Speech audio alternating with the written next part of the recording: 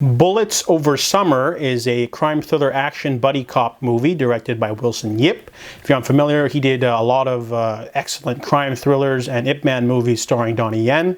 So this one's from 1999. It's about Mike and Brian. They have a really great opening sequence where they take down some baddies in a convenience store, and then they are supposed to go up against these violent criminals. There's four of them who dress up like police officers, and they brashly shoot anyone and everything. So the two of them basically are trying to stake out a place, an apartment building.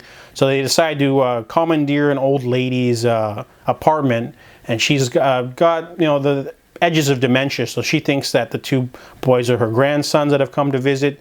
So they don't really care. They just sit down and they chat with grandma. They bond with grandma. And that's when this movie turns into a breezy sort of slice of life comedy film, because each of them find a fling of sorts.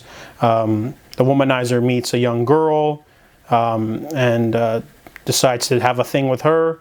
And then the straight-laced cop, played by Francis Ng, he meets a pregnant woman and sort of bonds with her. So while they're spying around looking for these criminals, they also develop some romances of their own. So this is also a bit of a romance film. That's why it's called Bullets Over Summer. I guess it's almost like a cop's sort of enjoying life.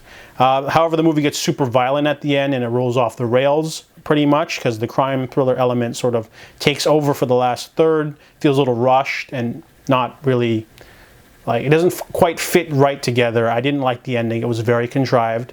But however, the film's acting is really good. The opening's pretty solid. A good 75% of this movie's pretty solid, except for the ending. So Bullets Over Summer, it's still a worthy film of your attention. I just needed a better ending. So I give Bullets Over Summer a 7 out of 10.